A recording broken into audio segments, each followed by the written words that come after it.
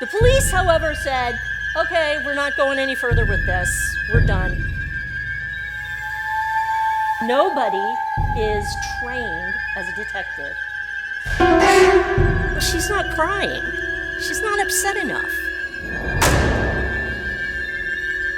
Giving her doses of morphine so that she can remain calm.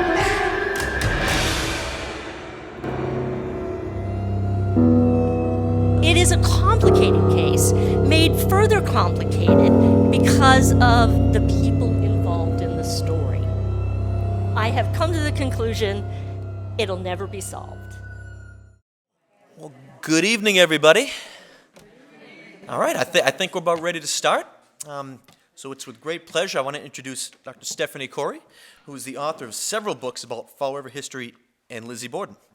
She's the owner of the website lizzieandrewborden.com and the Lizzie Borden Society Forum. She owns Pear Tree Press, an indie book publishing business that produces work related to Fall River history, true crime, the Borden murders of 1892, and topics of regional interest.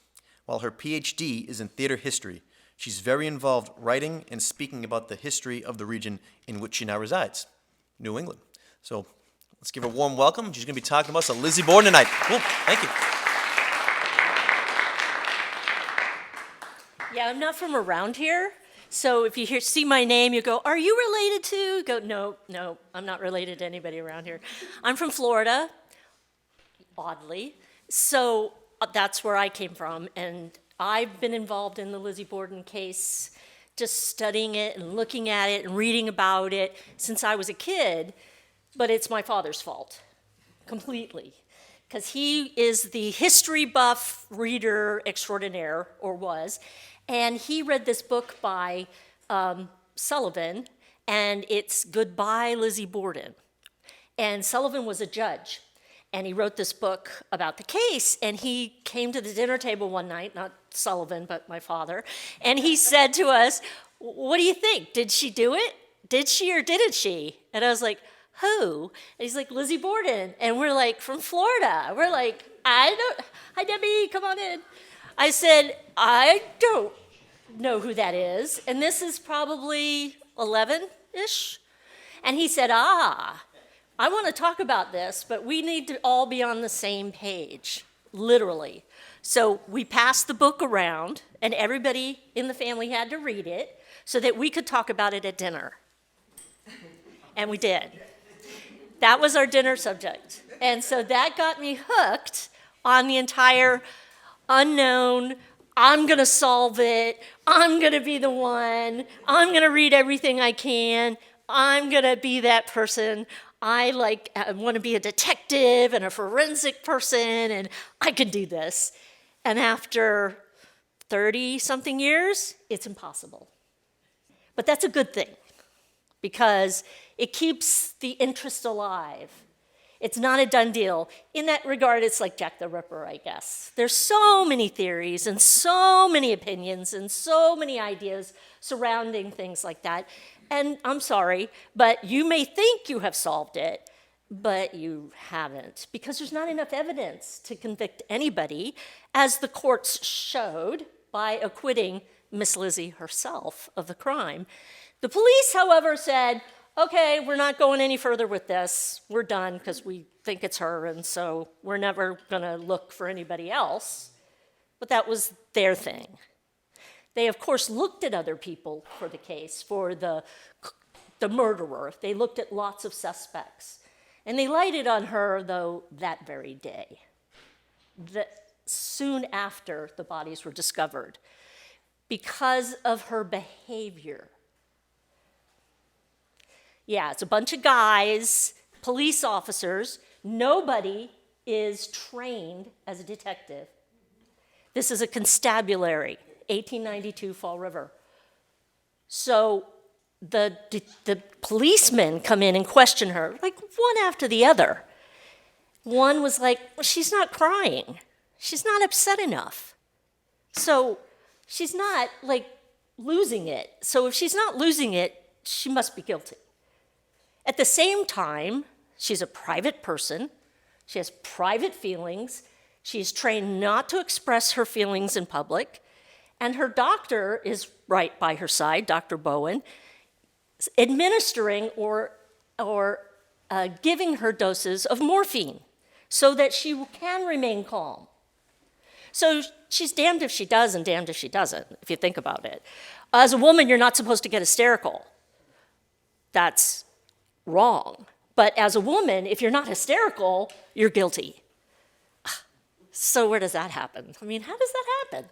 So it is a complicated case, made further complicated because of the people involved in the story, especially Lizzie Borden. I think one of the most misunderstood characters in all of Fall River history. I won't say the world or anything larger than that, because that's sort of my area, but very misunderstood because of what happens to her in her life. So I'd like to start the talk with my pet peeve. My pet peeve is how everybody knows the case. It's how you know the case. When you were a child, you knew it too. It is, oh, lights, please. I'm going to turn off the lights so you can see better. It won't be scary, I promise. Ah, there we go. Now you can see the screen better. The doggerel. Yes, the doggerel. All that means is a comic verse composed in irregular rhythm. You might call it the Lizzie Borden Took an Axe poem, right? So we all know it, so we can all say it together. Let us begin. Ready? Lizzie Borden took an axe, gave her mother 40 whacks. And when she saw what she had done, she gave her father 41. We all know it. People who don't know this case know that rhyme. That rhyme was invented by someone during the trial. Lizzie heard it herself. It's that old. It's also insanely wrong on every level. Because if we look at her acquittal, we have to say Lizzie Borden or someone took a hatchet. It wasn't an axe. Gave her stepmother, it wasn't her mother, 19 whacks. It wasn't 40. When they saw what they had done, because we don't know who it is, they gave her father 11. Not 41, but that doesn't rhyme. Isn't that like, that doesn't have the same doggerel kind of, ooh, like you can't jump rope to it. Like you get to that 11 and you like fall off the sidewalk, right? So I thought, well, how do I make it true? So I decided on some mean person took a hatchet, gave Abby 19 whacks without a racket. 90 minutes after that, Andrew got 11 whacks where he sat. It's still not right, but it's getting closer because it's more true. And my thing is that so much of this case is built on myth and misinformation, as everything in life these days, that it is hard to see beyond the story that is in our head. You know, countless times I'll do talks and someone will come up to me and say, you know, it was the illegitimate son. And I was like, okay. Like, I don't want to hurt their feelings, but that's baloney because there's no evidence. I'm an evidence-based person. So I'm looking for what can I prove, where do I prove it, and from what source do I get this information from? Because source matters. And there's lots and lots and lots of books on the Lizzie Borden case, on the murders themselves, that belong in the fiction section. Seriously, because they're biased on some extreme level. They'll take an idea that they solved it, which we can all say we have, and then they write a book and throw out all the stuff that is anti their theory. Well, they're missing out on all this information that happened also that disproves what they're saying. So people write books like that. That's standard operating procedure in the world of Lizzie Borden studies. So that's what you have to deal with. So now, since this talk is about Lizzie herself in some regard, what do we know about this person? What do we know about the murders, about who done it, and about Lizzie herself? So we do know her birth and death dates. We have more facts than these at our hands. This is a photograph of Lizzie Borden. All of the imagery in this presentation, by the way, is from the Fall River Historical Society, without which this presentation would not be possible. So, the murders. What do we know? We know it was August 4th, 1892. We know it was at 92 2nd Street. We know it was in Fall River, Massachusetts, and we know Andrew and Abby Borden were killed. That's it. Now go write a book. What else is there? That's all we know for sure. We don't know anything else for sure. We don't know where people were for sure. We don't know what they were doing around each time for sure.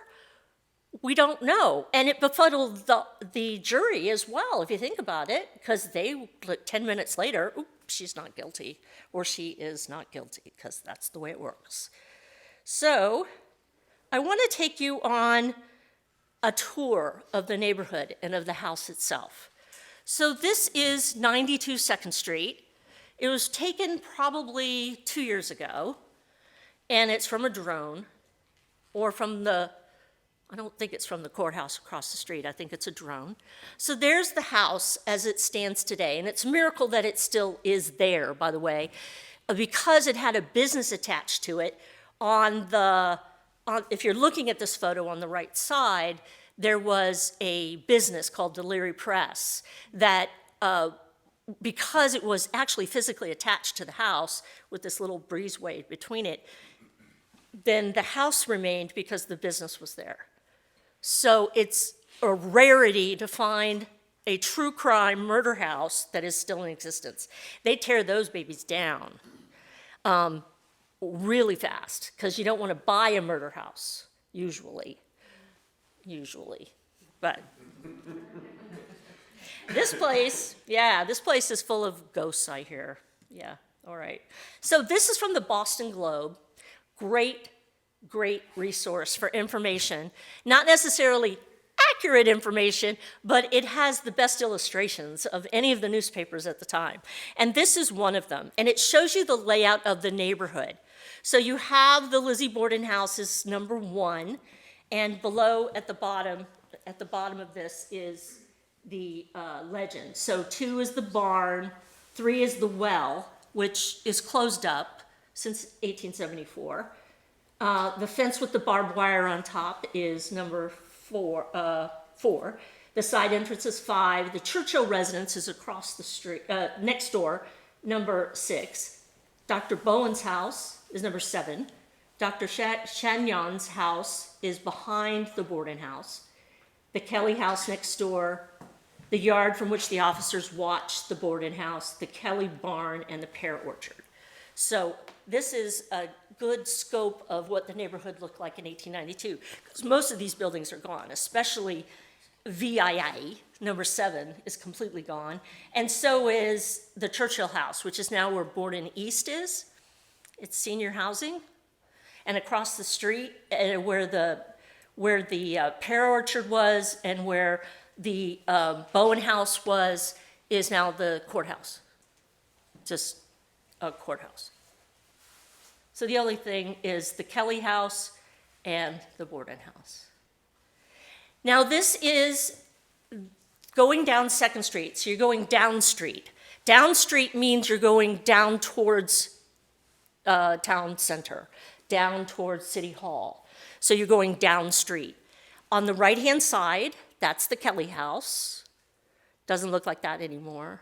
And then the Borden house. And then beyond that, on the same side of the road, is the Churchill house. You'll notice the road is dirt, it's rutted, and there's trees growing in the road. I love those trees. I want to see streets with trees in them again. I just think it's amazing. And then you'll notice across the street is a laundry, a Chinese laundry.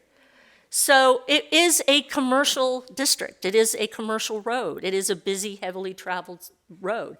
There's a stable right next door to that, and then the Churchill house. And then the Bowen house. So that's going down street. Now, if we turn around and we're going up street, we're looking back where the Borden house is now on the left-hand side of the road. And that big building on the right, that's the Bowen Miller house, Southard Miller and Dr. Bowen. It's a duplex. This is from the Bowen Churchill, the Bowen, I keep saying Churchill, the Bowen house from across the street, catty corner, looking at the Borden house. These photographs were all taken in 1892, 1893, so it's the same time period. The tree is in bloom. And this is a really famous one. It's a winter scene from that winter after the murders. I want you to pay attention to this because it's the way the house looked then. It's not necessarily, things are different now for code reasons, for safety reasons. The barn was torn down long time ago, and they built a barn on the property, but it's further back so that you could drive around and use parking in the back. This barn is only 20 feet away from the back of the house. So it's not, you couldn't drive a car between it, let's put it that way. So this is the house now. So you'll notice it's doesn't look anything like it did then in terms of the street, in terms of the front of the house, in terms of the driveway now there. And this actually, more updated, this tree in the front is gone. They've pulled out all the pear trees in the front of the house, and it's now just astroturf. I don't know why. So there's no tree in front of the house anymore. So what was different? Can you point it, can you pick it out? Like, what's different between this picture and that picture? The door on the side, there's a covering now. Yes, there is a cover. There's still the same stairs going up, well, not the exact same stairs, but it's got a handrail, but there's no cover to the side entrance to the house. What else? The what? Go ahead. Yeah, the front door too. The front of it? Yeah, the front is different. You see the gate going back towards the barn? Andrew at one point had a horse and a carriage, and it was on site, so the horse was there. So that's why the big door in the barn, and that's why there was hay there when they went looking that day. The fence goes all the way across the street, all the way in front of the house instead of just in front of part of the house. And of course, the tree is gone. The tree in the road is gone. The what? That has real shutters on it back then. Yep, real shutters. This building on the far left is gone. That's where there's like a yard and then the Borden East apartments. This is the same view, but in the spring, or probably soon after the murders. So you get a sense of how sort of lush it was. This is the front door of the Borden house is on the right-hand side of this image. The tree that's in the road is in front of us in the center. And then that's the view going back towards the barn. Now, if we go down that sidewalk right there, this is what was the side entrance. Now it has a cover, like you said, right? You see the ruts from the carriage that went in and out, in and out, in and out. And the concrete looks broken there outside the door. So now we're going to turn to our right, and we're going to see the well, the Borden well. That was searched, but it was covered up and filled in because when Andrew bought the house, as soon as he was able, and soon as water was brought to his property, the piping, he got water, running water in the house in 1874. So he didn't need the well anymore. That's another strike for Andrew not being such a skinflint. Then we go to the right. even further. That was the well. The front of the barn is here, and now we're looking towards the side of the barn, looking back towards the pear trees in the rear of the property. Then we're going to turn slightly to the right, and we see that we have that same path that goes beside the barn on the left side, and on the other part goes back to the house, and there is the pile of wood that's pretty famous for the backyard and the fence in the back, and the other fencing that you see is part of the Kelly yard. So now we're in the yard and we're looking back at the back of the house. The barn is on our right, the house is obviously the house, and that's the cellar entrance and exit. So that door only goes down into the cellar.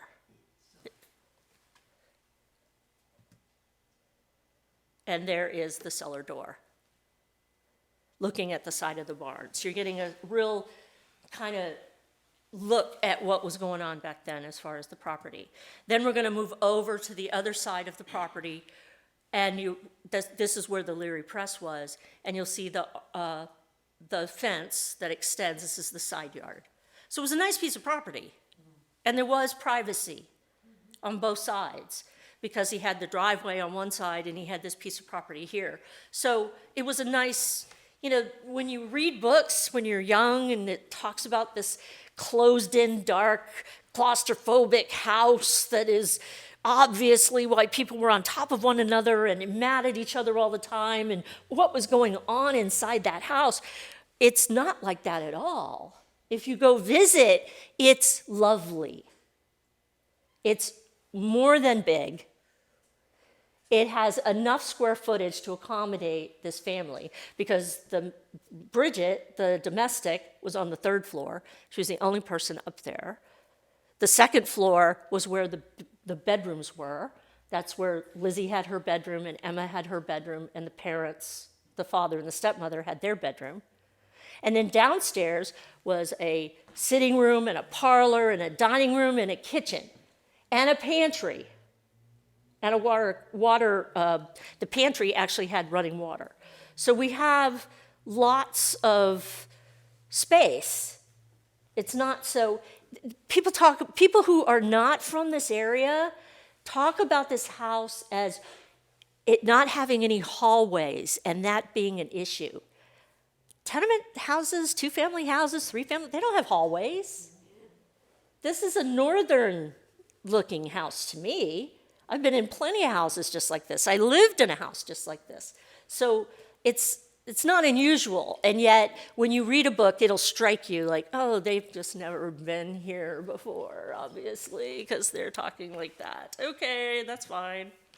So let's talk about the cast of characters. These are people you've heard of before. So we have the victims. We have Andrew Jackson Borden. He's the father. And we have Abby Durfee Gray Borden, the stepmother. He was married to Abby longer than he was married to his first wife, who died very young after the birth of 3 children. So one child died very young, so we have left the 2 sisters, Emma and Lizzie. So Lizzie called her mother up until 1890 or so. Emma always called her Mrs. Borden because Emma was around 11 when their mother died, and Lizzie was about 2.5. So she doesn't even remember her mother. I mean, you may remember some things about your mother at 2.5, but not a whole lot. So she was raised by Abby. Abby was 64 at the time of her death. She was killed around 9:30 in the morning by 19 blows with a sharp implement, probably a hatchet. And Andrew was 69, nearly 70. He was killed at 11 a.m. with 11 blows. That's overkill, don't you think? Yeah. Seems excessive, doesn't it? It's a lot. And if you've ever held a hatchet, like I have. Like, I experimented, of course I did. And I took this hatchet, my sister and I went to Home Depot, and we stood in the hatchet aisle, and we're like, okay, that's heavy. Like, that's got weight to it. And then we tried to, like, swing it 19 times, not at a person, just in the air. And it was like, oh my gosh, that is like 19? That's a lot, man. And thinking that it's going to get stuck at some point, and you're going to have to, like, and then do some more. Like, why? Why so much? It leads you to think it's somebody who knew them. It's a crime of passion of some ways. You have to get really close up to somebody to kill them like that. And yet,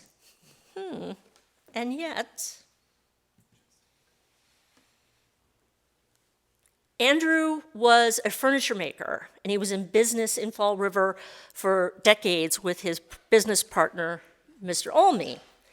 They also were undertakers. And here's one of those myths surrounding the case. An undertaker is not the same thing as a mortician. So he was a furniture maker who stocked caskets and what undertook the business of the funeral. So he could rent the camp chairs that were used in the parlors for the wakes. You could rent from him the carriage with the horses to carry the family and the casket to the cemetery. He didn't do the bodies. He's not like the Elizabeth Montgomery movie where he's down in the basement, doing embalming. No, that's not what his business was. And so you get a really wrong feeling about the business he's in, that it's somehow tied to the story. It's not tied to the story in any way. He was an undertaker. And this is an ad that they placed in the newspaper in 1859. Now the murder scene. Are any of you squeamish or just ate dinner? Because I'm going to show you the crime scene photos. Now, I call them that, but I'm also going to tell you they're not that. A crime scene photo is a photograph that's taken right after the crime. So it's exactly preserving the scene of the crime. That's not what happened here. What happened here was the alarm was sounded, the police arrived, the reporters went through the house, the police went through the house, common people off the street sometimes sneaked in and went through the house. There were no less than 7 doctors on the scene who just happened to be driving by and, I'm going to check this out. This is exciting. So the bodies were touched and moved and probed and sticking their fingers in and sitting them up and putting them back down again and rolling them over. And so they were examined, right? Now this is before DNA and this is before fingerprinting even in the United States. And this is, again, I told you, they're constabulary. They don't know any better. They don't. So I'm not going to blame the police, but it's impossible with a situation like that to get really good information about what actually happened. So what happened, though, was around 3:30 in the afternoon, a police photographer arrived, or someone who was working for the police but not employed by the police, and brought his big camera on tripod and took these photographs. This is after the bodies have been put back into the whatever position they thought that they were in at the time of the murders, based on their memory at the time. So you can't call it a crime scene photo. You can call it the murder scene for sure. And this is what their bodies were. So if you want me to go faster than slower here, that's fine. So this is Abby. She was found lying down, face down, with her arms like this, on the other side of the bed in the guest room on the second floor. She had been up there making the bed because John Morse had stayed the night before. That is the uncle to the girls, but the first wife's brother, Uncle John Vinicum Morse. He had been staying there, and she went up to make the bed. And she had a supposedly a yardstick, which is nowhere in any of these photos. So that right there will tell you this is not a crime scene photo. So here she is lying down dead between. Now, there is testimony, there is eyewitness account that says that she was partially under the bed, as if escaping from her tormentor. So she wasn't lying clean like this. And by the way, this white thing on her is a sheet. It's not her skirt. So they had covered the bodies. And so this is a sheet. So she's been sat up, put back down, rolled over, and then laid down in this position with the sheet. So they didn't want to embarrass her lovely corpse by, if you're running away from somebody, who knows where your skirts end up? So they were placed back or covered for propriety's sake. So this is what the bed moved away. The bed was on casters, so they moved the bed away. And this is where she was laying. And again, you could see that it's the rolled down sheet that's covering the lower part of her body. But you can also see the camera in the mirror of the guy taking the photograph, which is cool. It is cool, yeah. They know she died around 9:30 because they all ate breakfast together. What does that mean? Anybody? They all ate breakfast together at the same time. So how does that determine time of death? Digestion. Yes, digestion. Ta-da! They don't do liver mortis now, where they stick an actual thermometer into the liver and get the temperature, and they could tell, generally speaking, how long somebody's been dead, but certainly not if that's several days or anything longer than a day, or anything longer than probably 5 or 6 hours. Doctors said that they could tell by temperature touch. Yeah, right, okay. And in this case, it was digestion. So soon after this happened, her body was brought downstairs. There was an autopsy performed where stomach contents were taken to see if she had been poisoned, to see if when she ate last, so they could determine around the time she died. But now you have to put that right next to the fact that the last time she was seen is also a really good indicator of it's got to be after that, right? But before. And so they determined she died around 9:30 in the morning. This is the back of her head shaved. You can see the number of blows that are on her. And this is her skull, a photograph of her skull. So she was really attacked, and 19 times. She faced her attacker because the first blow is to the side of her face in the front. So she saw who killed her, unlike Andrew, who was lying down as far as we know, and possibly asleep. Andrew, the famous photo, he's lying on that couch, right? He's gonna take a nap. That's the plan. And his coat is under his head, and that's probably some police officer, not a ghost in the corner. It's a long exposure, but there is the room. There is Andrew lying there, and you make up your own mind about the fact that he has his shoes on. I have my theory about that, but that's just a theory. Lizzie at her inquest said she helped him take off his shoes before he laid down. But his shoes are on, so. It might be they put his shoes back on because they were gonna take his picture and they didn't want Mr. Borden to have his little sock bare feet, out when they take his picture. Again, make him look presentable as a dead body, I guess. Now the next photo will gross you out if you're a human being. This is the autopsy, and this shows the side of his face that was hacked in, cut his eyeball in half, his right eyeball, as he's laying on the bed, here. And this is him, they opened him up and took part of his stomach away. And this is downstairs on a mortuary board, I guess, in the sitting room where he was killed. They did it right there. They laid them both out on the dining room table that night. Because you were waked in your own home. That's why funeral parlor gets its name, because you were waked in the parlor of your home. So that's the way it works. So this is his skull.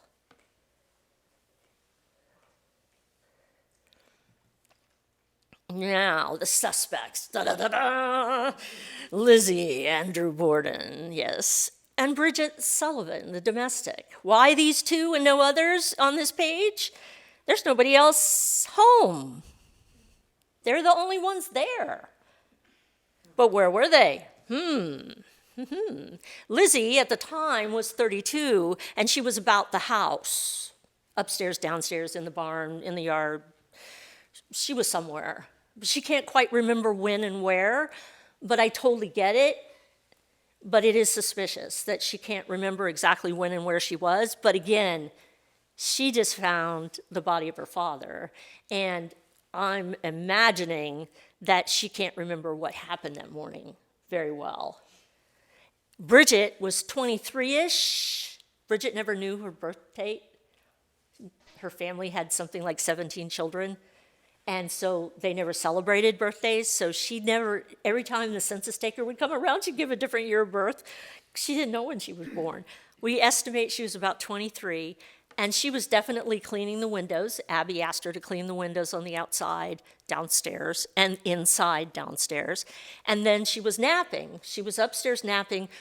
She was outside when Abby was killed, and she was upstairs napping when Andrew was killed. And she heard nothing. So, what's that mean? I don't know. Family with alibis. Okay, Emma Lenora, the sister. She's the sister, the good sister, the nice sister, the religious sister, and John Vinicum Morse, who lives in Iowa and has a farm there and is visiting because he often comes back east and stays for several years at a time and leases out his farm back in Iowa and stays with friends in Dartmouth, the Davis family. So he is breezing through. He's got some kind of cattle deal or horse deal with Andrew. And Andrew's like, stay the night, come for supper, let's talk business. Let's talk horses. So he arrives Wednesday. Emma was 41 at the time. She's 9 years older than her sister sister Lizzie. She was in Fairhaven. Not an easy place to get to by train. So she's not considered a suspect because for her to get back and then back, because she was definitely in Fairhaven when the telegram was sent and she received it. John Vinicum Morse was 59, and he was on Weybosset Street with his family from Minnesota who was visiting. They're all Swansea people, Swansea and Warren people, and they were coming to visit. So all these people are connected and interrelated, and he was definitely there. He has a perfect alibi. He has the most perfect alibi. He has a scary perfect alibi. He remembered the streetcar. He remembered the conductor's number. And he remembered that there were 7 priests on the streetcar. But there were, in fact, 7 priests on the streetcar. So he's got a great alibi. And people want to point to him and say, there's something weird about Uncle John. He wasn't there. So why do people kill? Why do you think people kill? Come on, you must have formed an opinion, huh? Anger? Money. For as little as $1, you know what I'm saying? People kill for all kinds of amounts. What else? Why do people kill?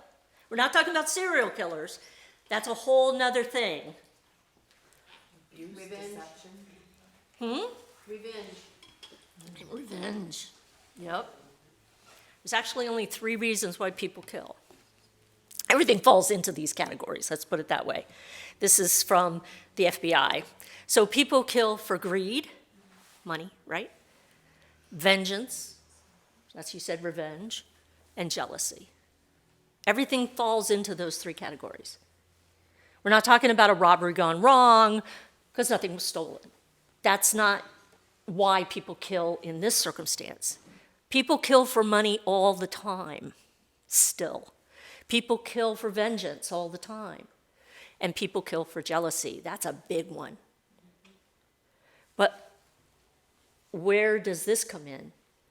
So we have to consider the reasons why people would kill someone to understand the victimology here. Why these two people were killed on that day in broad daylight at 9:30 and 11 o'clock on a busy street. Not the night before, not Wednesday night when everybody had an alibi. Emma was in Fairhaven.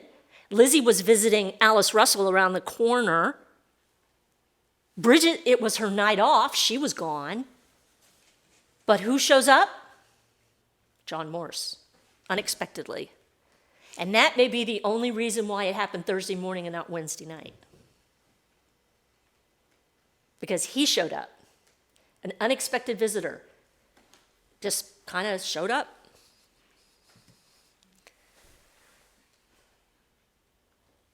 I have a friend who studies axe and hatchet murders. Of course I do. His name is Charlie Crowell. He lives and I think he lives in Florida now. He told me this is the only murder in the history of all murders with an axe or a hatchet where there was a break-in between the killings. When you kill somebody with a hatchet or an axe, you kill everybody all at once. Because you're not going to go, oh, blah, blah, blah, blah, blah, blah, and then sit around, oh, an hour and a half later, oh, blah, blah, blah, blah, blah. It's never happened before.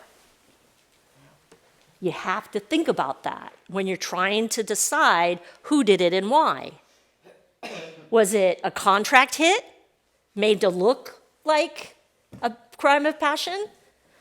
Did somebody pay somebody to do it? That's conspiracy theory. People don't keep their mouths shut for long back then, so I don't know. How does this figure in that it's so unique in the annals of crime, in the world? Yeah, food for thought, that's all. Doesn't make any sense. You said that hatchet was heavy when you tried it. It was. Maybe they needed a rest. An hour and a half? Well, he was gone. Andrew was gone, so that's so funny. So she's killed, she's dead upstairs, and then Andrew comes home, and it's soon after he comes home. He comes home about 10:45, and by 11 he's gone. So we know that because that's when Lizzie says, right after the city hall clock dang 11 times, come down quick, someone's killed father. And she comes down.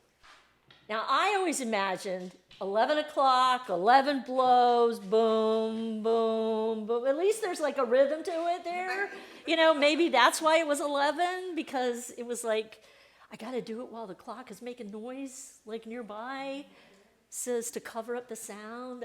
I don't know. It's just a thought. So, Liz, but see, you go down these rabbit holes. I'm serious. There is a rabbit hole. You know, driving here on 138 with all the potholes, you can't see them because they're full of water now. And so your car's like going like this. Like, that's what this case is like. It's a bunch of potholes full of water. And you just boom down into one, and you get lost in it for a while, and then you're like, nah, I'm making too much out of it. That's crazy. That's like silliness. Yes? You asked why somebody would wait an hour and a half. He wasn't home when No, he wasn't. right, so maybe they stayed in waiting for it. Well, obviously somebody stayed in waiting. Yeah.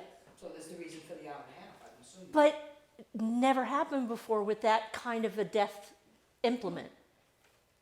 Like I said, it takes a lot out of you to get that close and kill somebody like that. It's not like, you know, and, you know? Right. I'm standing way over here, and there you go, and that's fine. Like, I can shoot a gun and not have to, like, work myself up. I wouldn't, but I don't know why I said it like that. But you know what I'm saying, right? It's different, though, when you're this close to somebody. And hitting him 19 times. Yeah. And You're in their face. There was no defensive blows to the person. No. Well, she got hit here and then turned around and went straight down, tried to crawl away, and got hit on the back of the head for the rest of the blows. And one of them was the top of the back of her shoulder. But overkill, for sure. Yeah. For sure. So, Lizzie. So, you'll read a book about the Borden case, and they'll describe Lizzie Borden. And these are all the ways that she's been described in these books. She's been described as a mild-mannered 32-year-old daughter, timid, mousy churchgoer, peculiar, odd, very unusual, not the normal person. You wouldn't have her over to meet your friends. Rambunctious and spoiled, obnoxiously retiring and socially awkward. These are descriptions by people who have written books about her, who never met her. So you go, okay, which one of these is the real Lizzie? Because they're all very different. Peculiar and odd and mild-mannered are two different things to me. Obnoxiously retiring, what does that mean anyway? She sounds like a private person. I know people who are so private that they don't want you to know anything and they're your best friend. You know what I mean? Like, that's a New England thing, I think, privacy. It is. I have to say that because I've never encountered it in Florida, that's for sure. So Lizzie myths, those were about her personality. Now let's look about what she did in her life. So these myths, that she bought up all the press run of Edwin Porter's book that came out on the case, The Fall River Tragedy. It came out right after the trial in 1893. That she bought up all these books and had them destroyed. That's one myth.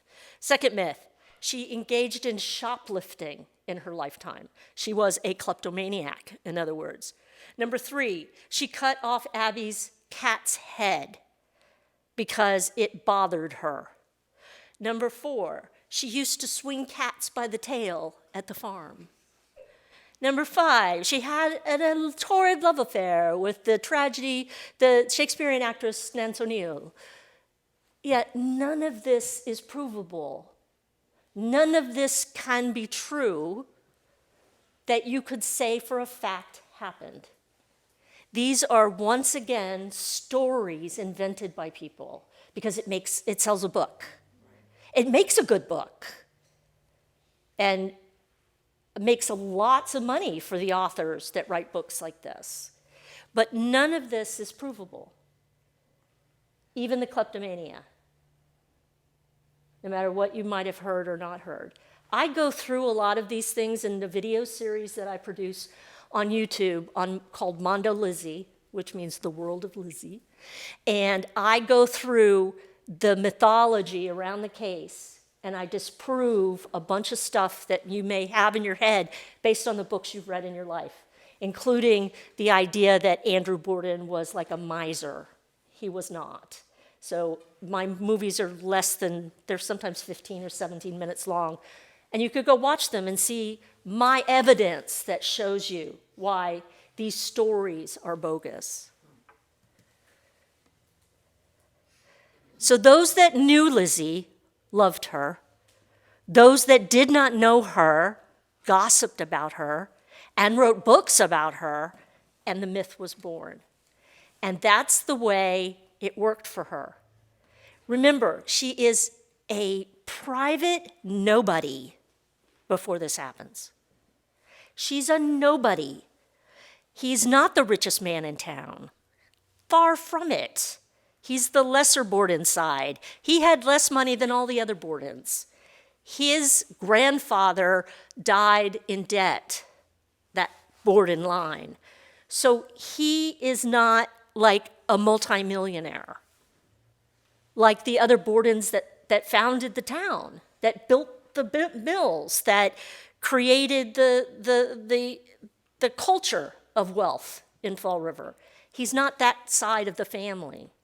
So he's an ordinary guy who has some mill stock, who has on the board of a couple mills, who's the president of a bank, who's retired now, who had a furniture business in town, and was an undertaker as a part of his business. I mean, that's Andrew Borden. It sounds kind of dull to me. He's not this kind of strange person. He's an ordinary, unassuming man. And so was Lizzie. She was ordinary and unassuming and private, and then this happened. And oh my gosh, people are dissecting her personality from 132 years, still trying to decide who she really was. You'll never figure it out. You will never figure it out. And no one will figure out your personality 132 years from now either. So, if there's any solace in that. So Lizzie is the unknowable. She never married. She never had children. She lived privately. She didn't want publicity. She never gave an interview. She only associated with trusted friends. She was not involved in public organizations after the crimes. She only hired staff she could trust. Her estranged sister, who she broke up with in 1904, stayed loyal to her till the day she died, and she didn't leave a diary. There's no way we can get involved in this. If she opened her mouth and talked to the newspaper, that's one thing. But what does she say at court? The only thing she speaks up in court? I'll let my lawyer speak for me. And that's the way it was. And because her inquest testimony was inadmissible at the trial, that nobody heard her story. And she kept it that way. But she could have moved away, She could have gone to Paris and been a cause celeb, She could have been a scandalous woman, in the early part of the 20th century. But she stayed in Fall River. She stayed. Their whole life, she lived there. She didn't live anywhere else. She traveled, but she lived in Fall River. Until, when I say we don't know anything about her, until this book, Parallel Lives, A Social History of Lizzie A. Borden and Her Fall River. This is written by the curators of the Fall River Historical Society. Don't read it when you're lying in bed or you'll probably suffocate because it's like 1,200 pages. It's really big.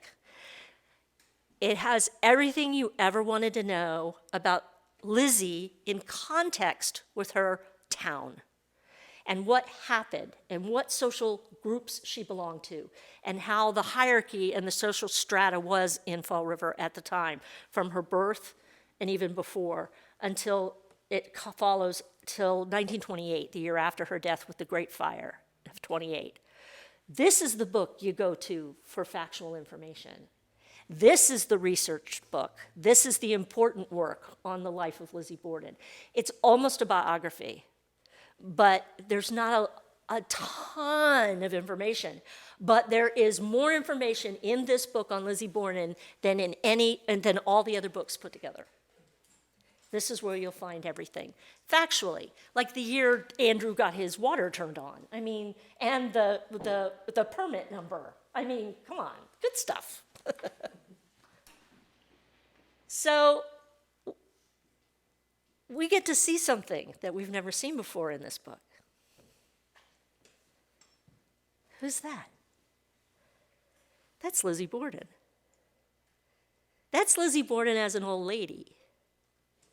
That's Lizzie Borden at a picnic. That's Lizzie Borden. She was known as Auntie Borden to the children of the people who worked for her and her friends. She was generous. She put people through college. She sent her chauffeur's son to medical school and paid for it. She was very generous. Quietly, privately generous. Now, so was Emma. Let's not slight Emma. She still has trusts and in effect that are still funding nonprofits in Fall River. These two women gave and gave and gave and gave. They were very generous. And here is my favorite picture of my new understanding of Lizzie Borden as an old woman on the back porch of Maplecroft with her dog in her impeccably laid out back porch with everything exactly in the right place. And there she is sitting in the middle with her dog. She loved animals. So what's this about swinging cats and chopping off heads? And she loved animals. She had a cat named Blackie. She had dogs. She had Boston Terriers.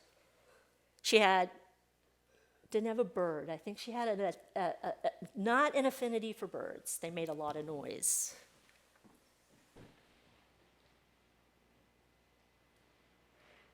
So Lizzie Borden turns out to be whomever we wish or need her to be. She's a Janice. She has no discernible personality that we can touch and understand. So we put on her what we think she was and what we imagine her to be, because we'll never get close. We'll never truly know her. That's why she's enigmatic.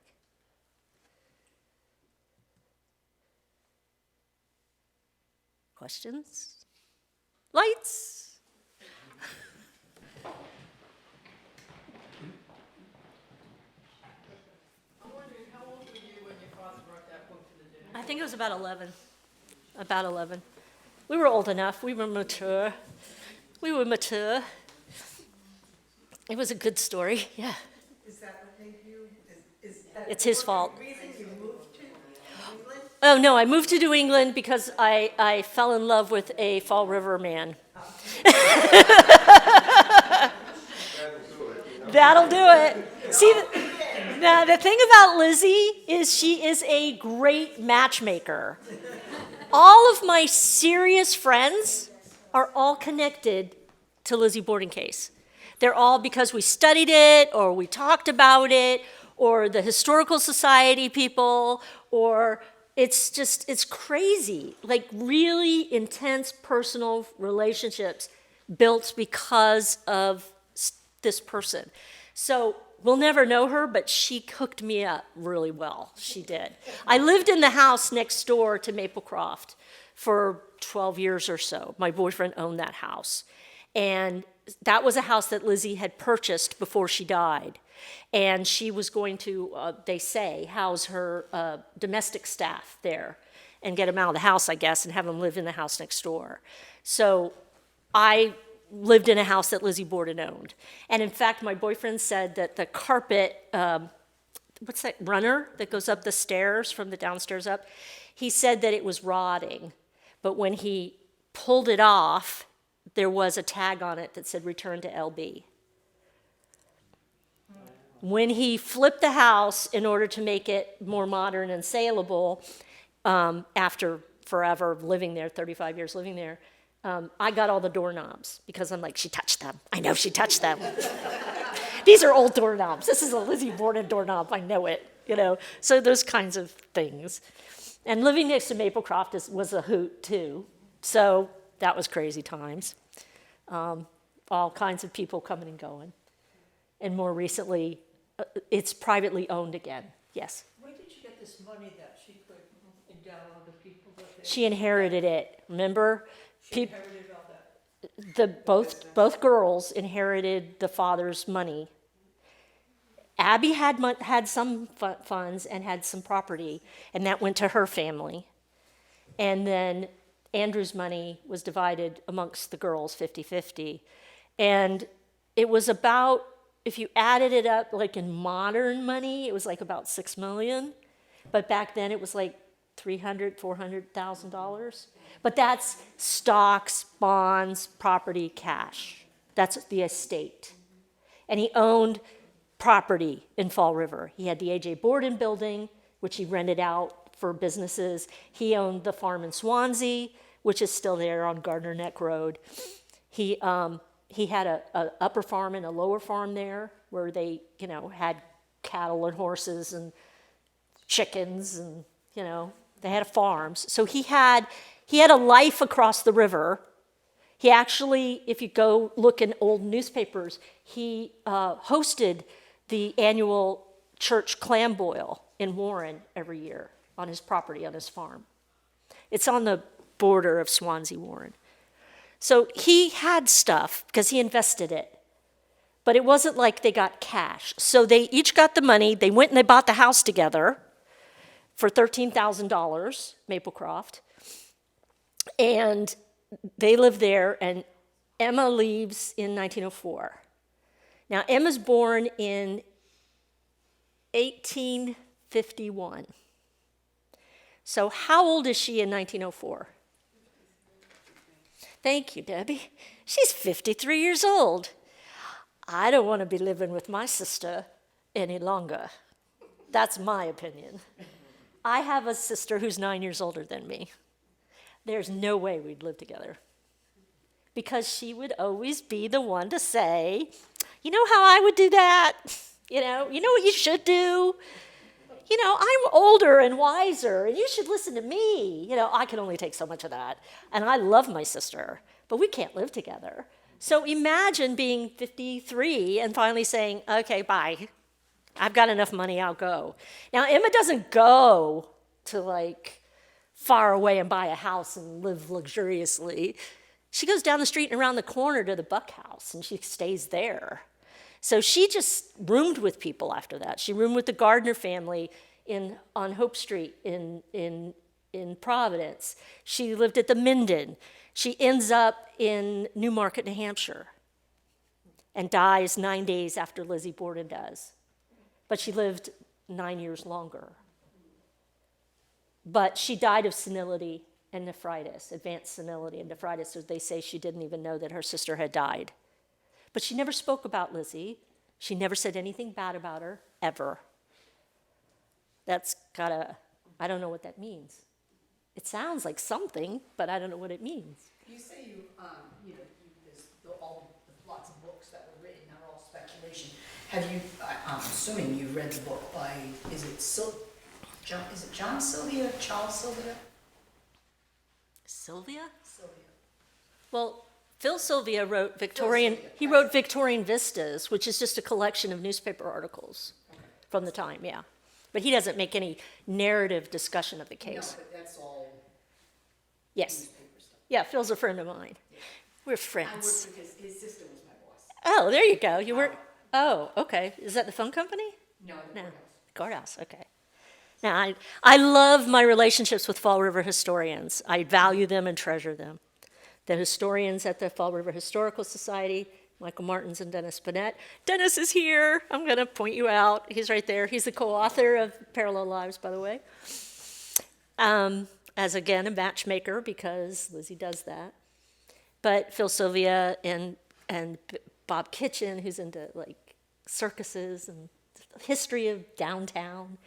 So I'm very interested in the history of the city of Fall River, because I come from Florida, where it's boring. It's strip malls, yeah.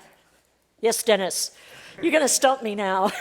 No, just something to point out, a point that you made. You talked about the Nancy O'Neill Yes. Yes. relationship, and a book came out in the 1980s that you've read, Yeah. Frank Spearing's Lizzie.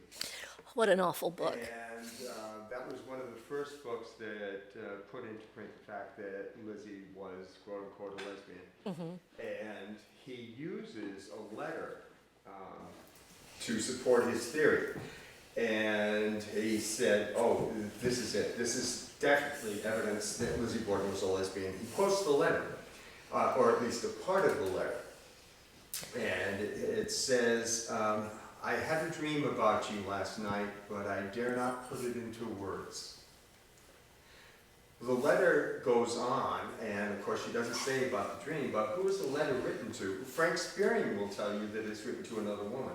The letter is written to another woman, an elderly woman who happened to be Lizzie's dressmaker. Now, personally, if I were writing a letter to an elderly woman, and I said, I had a dream about you and I don't want to put it down on paper, My first thought is that would be that I had a dream that she had died, and I didn't want to communicate it. Right. But according to Frank Spearing, and it must have been lesbian year because this book came out, and within 6 months, Evan Hunter wrote the novel Lizzie, yep. which talks about Lizzie having this wild lesbian relationship with this woman that she meets on the Grand Tour in Yes. Europe. And Oh, and then the murders with a candlestick or Yeah, something. yeah. Yeah. Yeah, well, you see these books and they all have their bent, right? Their decided answer. And Arnold Brown, who is from Fall River, but strangely gets facts of the city wrong in his book, he wrote a book called The Truth, the Legend, the Final Chapter. He's the one that came up with, or he's the one that wrote the illegitimate son theory. Now, he provides not a footnote, nary a footnote. So there's no evidence of any of this. This is a story told to a guy who was married to the daughter of Ellen Egan. Ellen Egan was the Irish woman who was vomiting on the front yard of the Kelly house that morning, probably drunk. And she's the one that told the story of seeing this guy leave with a bag, and she was never called as a witness. There's a reason why. That it was hooey. Let's be polite. So if she had something to say and it was factually interesting and tells a part of the story, she would have been a part of the story. But she's not a part of the story. She's pushed aside. But that's where this story comes from with the illegitimate son. And why would Lizzie, think about it, why would Lizzie take the fall for some guy that's the offspring of her father? What's in it for her? I mean, it doesn't even make any sense. And then you've got Victoria Lincoln, who's a Fall River person, who writes a book that says that Lizzie's committing these crimes during seizures, that she has like epilepsy and she has like these grand mal seizures. And I'm sorry, when someone's having a seizure, I don't think they have the wherewithal to actually do. Yeah, 19. Yeah. But she starts the book really, it's a beautifully written book, but she's the one that includes all the stuff about the cats and the head and lots of gossip. She did live down the street and around the corner, but she wasn't of that social class. She wasn't really a part of that family dynamic and knew her. So she's just writing about her situation in Fall River. Now, she wrote lots of novels. I mean, she wrote some classic works. But this one, I'm sorry, I can't. And the worst book is Spearing. The worst book. We went to visit, we were lucky enough to go meet and visit the lady who owned the house in Newmarket, where Emma died. And her name was Lois Kent. And she was a widow. And I'm like, oh, Clark, oh, she's Superman's wife. Oh, how cool. So Lois has passed away since then, since we met her. But she told the story to us where she got a telephone call by Spearing, who wanted to come and see the inside of the house because he was writing this book. And she said, no, I don't know anything about it. I'm not interested in being a part of your book. Thank you, but no thank you. And so a dark and stormy night, much like tonight, he shows up. And she's polite, and she lets him in because she's fuming inside, but she's polite. So he gets in, he takes a look around, and then he writes this most salacious things about the interior of her house and how Emma fell down the stairs and injured herself and, just making stuff up. He just makes stuff up. So do not trust a single thing that Spearing says. Spearing's son, who's a grown man, like in his 50s, contacted me. And he's like, I want to republish my father's work. And I'm like, not me. I've got nothing nice to say about your dad, so you've called the wrong person, I'm sorry, because the book is awful. You're going to have to fix so much to have me put my name on your book in any way. So he disappeared, so that was good. But it was like, no, don't want to. I draw the line at ghosts also. All those shows come to me. Oh, we need a historian to talk about the case. You don't have to worry about the ghost part because I'm like, no, I don't do ghost shows. I don't believe in ghosts. Why would I do a ghost show? You're just like fraud. So no. I don't do seances. I don't do ghosts. I think it's sad. So no. But there are people who will. So they can always find people who will. This is not for me. Yeah. But as always, like you said, Lizzie was very private. Mm-hmm. Within the family, there has all families have secrets Absolutely. that are not shared Oh, with anyone. sure. And But we won't even know what they are. We What don't I'm even saying is know. there could have been other things Well, going you on know, that no one knows about. well, we take apart things that we do know, and we examine them so minutely until we squeeze every little bit of meaning out of it, and then we're like, what does that mean? I don't know. Because, like, the fact that Lizzie stopped calling her mother. Well, she did that right around the time that Andrew helped his wife purchase half the house on 4th Street that her stepmother and stepsister lived in, because they were going to have to be evicted. So he helped her. Now, there is evidence that she used her own money and not his money, but they didn't tell the girls 32 and 41, they didn't tell the girls that he didn't tell them that he had done this. And remember, this is not his blood, it is not their blood, it is Abby's blood, and it's their inheritance that he's spending. So that was it, because they had to hear about it from their friends. You don't really want to do that to Lizzie and Emma. They were outraged. And that's when the break happened, really, in the family. And it was over money. So, why do people kill? Greed. Maybe. Prove it. I dare you. Yes? She did tell someone, I fear someone's going to hurt She Father. she told Alice Russell Wednesday night. Yeah. How's that work out for you? Oh, she's very prescient. Is that the word? Yes. She could predict the future. Planting the idea that somebody out there. Well, she said that she came home one night and there was somebody in the yard and, she heard noises. They had a break-in in the barn.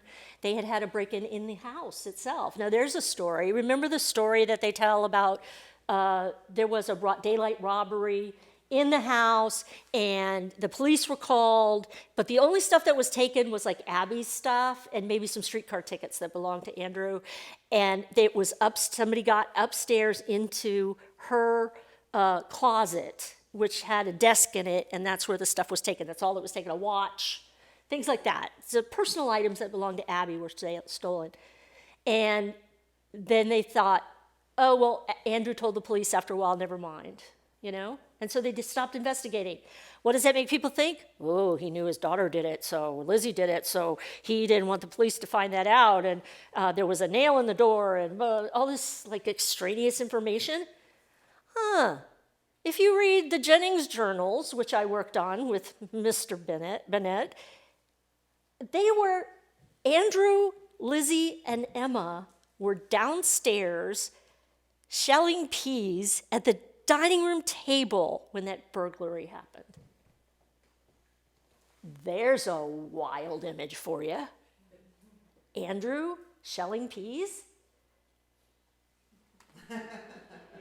Andrew shelling peas? Wait, what? With his daughters? What? Seems kind of cozy to me. But that's that's Emma's statement.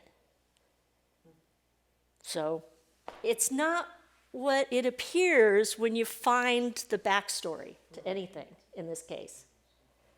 So there's a series of things to read, and all of it is like primary source material. Like the trial is online. I have it on my website. You can download it and read it. It's 1,900 pages. The inquest, you can read it. It's on my website. You can read the police witness statements. It's on my website. You can read the preliminary hearing. You can, so these are all trial things. You can examine the case from that. You can look at the newspapers, but watch out. They got it wrong the very first day. The very first issue of the very first paper announcing the murders got it wrong. Because it was, they're asking people, what do you think? You know, I don't know. Let me come up with something. So the original theories were all based on like hearsay and people guessing and things like that. Yes? Was there any evidence of blood on anyone's clothes? No.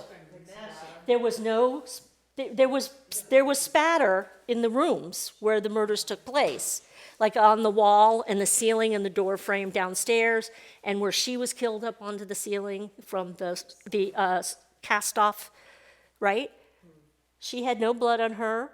There was no trail of blood leading out of the room. There was no bloody footprints anywhere in the house. There were no drops of blood throughout the house. There was just 2 murder scenes. She called down Bridget at 11 o'clock, come on down. Bridget comes down, testifies. She looked fine. She wasn't sweaty or washed up, and she was apparently wearing the same clothes she was wearing that morning, but honest to God, nobody paid attention to what people were wearing back then, except one guy, a police officer, who, Harrington, right? Patrick Harrington. Philip Harrington, who knew everything about women's clothing. It was great. He knew. But, you know, Dr. Bowen, I don't know. Mrs. Dr. Bowen, I don't know what she was wearing. I saw her in the morning, but I couldn't say what she was wearing. I don't know if the clothes she turned over to the police were the clothes that she was really wearing that morning. I don't know. But then she does the stupidest thing on the planet. She burns a dress on Saturday in the stove. She burned a dress that was paint stained. She burned a dress. She ripped it apart, she put it in the stove, and she burned it. That's probably the last thing you should do after a murder. But Emma told her the night before, you need to get rid of that old dress. And Alice Russell was there that day, and it's like, Lizzie, I wouldn't have done that if I were you. And Lizzie's like, why didn't you stop me?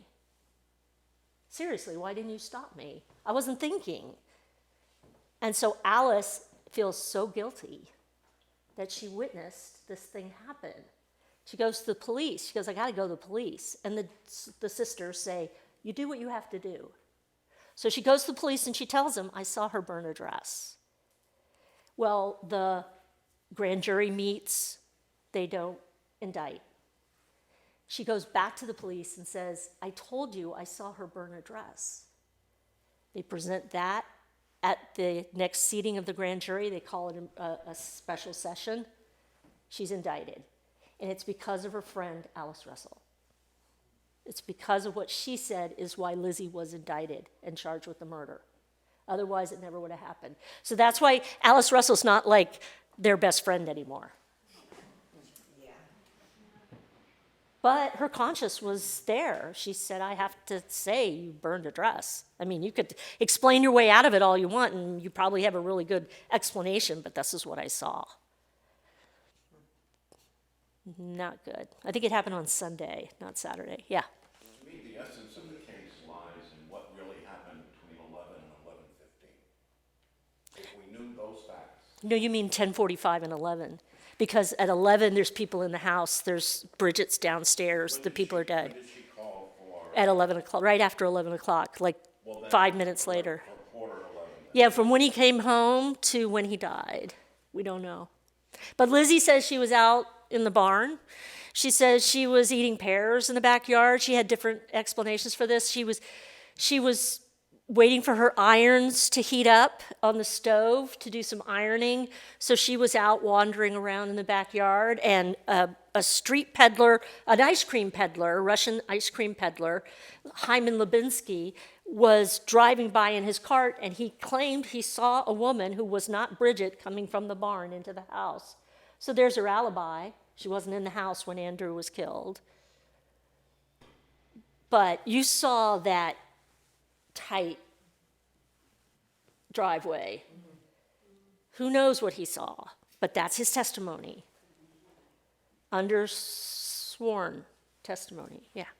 The point that you just made with the contradictions in her testimony, the fact that she was being administered normal caffeine, sulfate of morphine, I'm sorry. Oh, yeah. Morphine, when she was giving that testimony, she was being given a drug that she would not have been able to take and stand today if she had been taken. That's true. So she was morphined up from after the murders all the way apparently through the trial.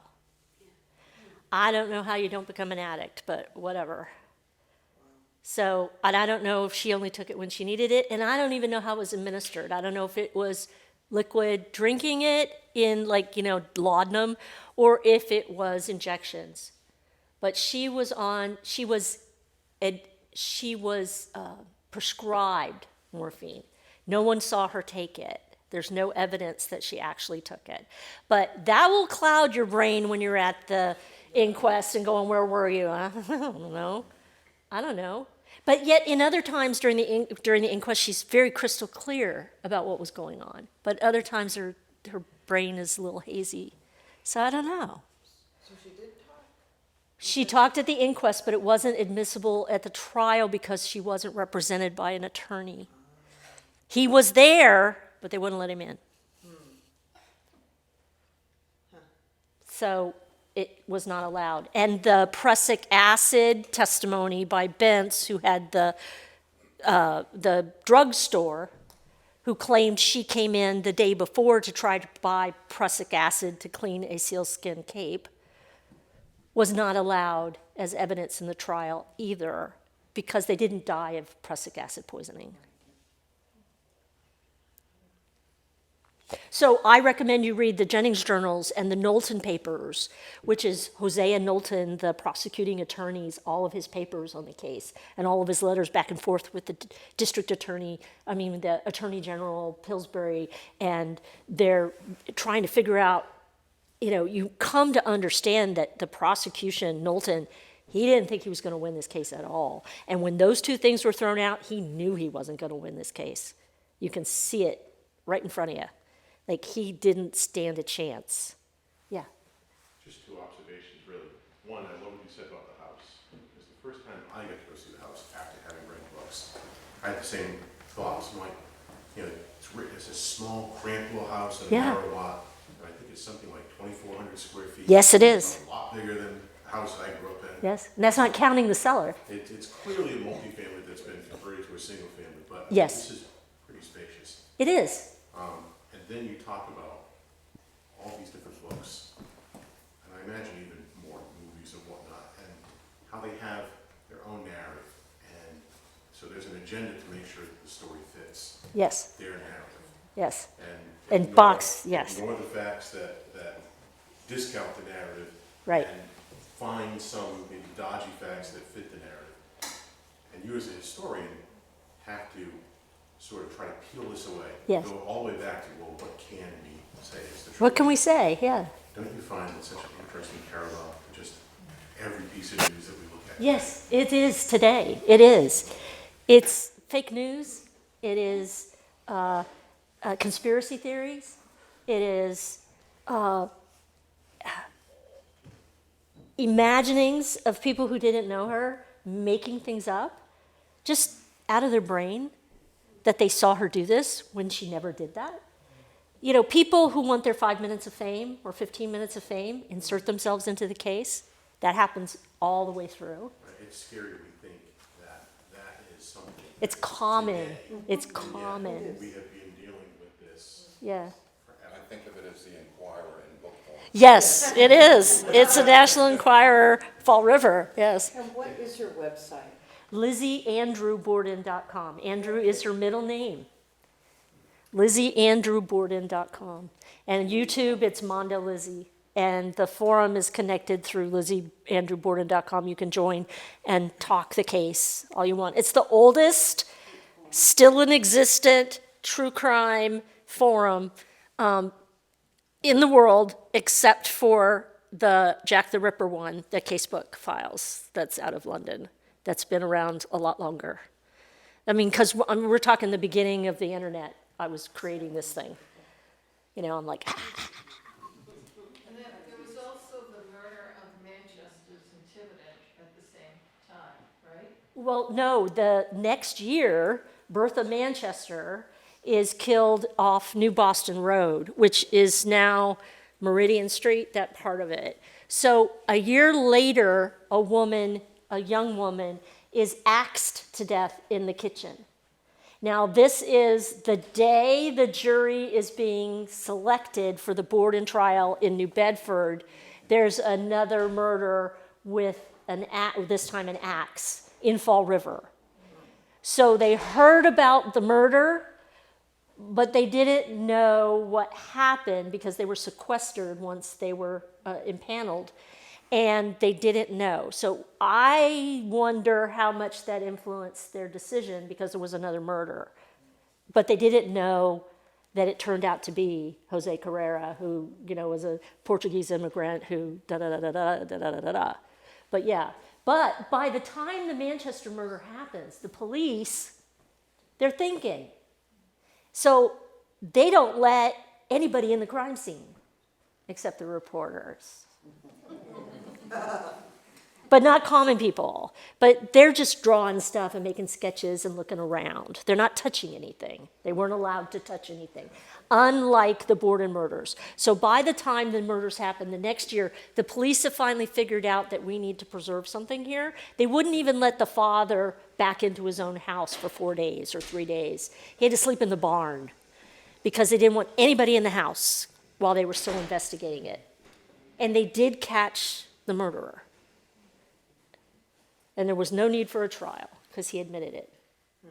And then he served 25 years in prison, and then he was deported back to the Azores and allowed to leave.